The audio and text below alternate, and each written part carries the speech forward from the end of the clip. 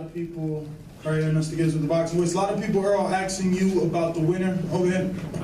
They're asking you about the winner to Keith Thurman and Sean Porter, but you know that both Ken and Thurman have been very adamant about you not having the resume, you not having the opponents that would entice them to get in the ring with you. What sort of statement does today's win send to those particular two gentlemen that have been very vocal in the media? I think it was a big statement, especially on the behalf of Keith Thurman, because I mean, the only notable win Keith Thurman really has is Robert Guerrero. And what would happen if he's been pro for like 8 years. I've been pro for 3.5 years. What would happen if this man fought Robert Guerrero? Now you'd knock Guerrero out. No, anytime you would have knocked him out. Anytime. There wasn't a moment in Guerrero's career that this man would have knocked him out. Right here, Errol. Question for Coach. How impressed were you with Errol's ability to slip and slide in the pocket on the inside and deliver punches from both sides while also tying up Algieri?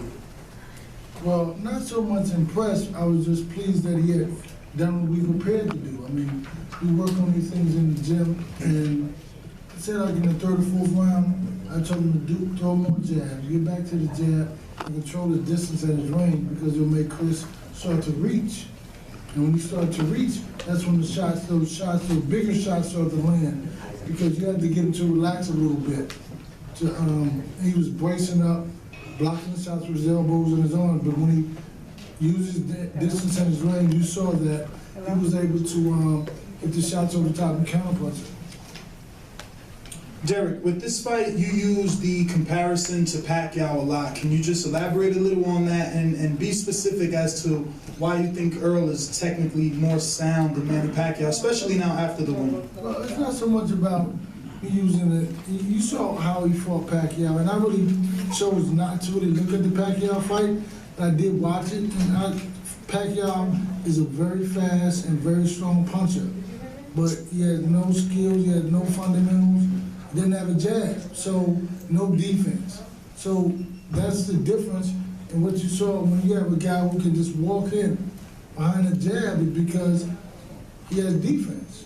You know, he didn't have to move around and step up. He had defense, so I believe that's the difference. Is that, I mean, not to say anything harsh about Pacquiao, but that's the truth. If you watch boxing, someone got to watch every inch, every bit about everything, because I'm in school all the time. You always got to be in school learning. And I watch these fighters and I see exactly what they do. And that's the difference with Errol, is I make sure he keeps his hands up high, works his jab, and we work on different types of things that once he's in the ring, he can make small little adjustments, a step here, step there, to kind of get out of the way and land the counter shot. Any other questions, y'all? One for Lou DiBella, Robert Brazil, Real Combat Media. Now there's a second side to this whole fight. As you know, in the work up to this fight, Chris Algieri has been loud about his promotional problems with Joe DeGuardia. You got nothing to do with me. I understand that. Also, it's been said that he had to lose too much weight for this fight. Do you think that his contractual... I don't know, he was a 40-pounder, and this fight was a 47. If he had to lose too much weight, then he shouldn't eat as much. Do you think that this combination of factors might have affected Algieri in the sense that maybe he didn't want to be there? Because it looked a lot like he didn't want to be there. Let me tell you something. He's a real fighter.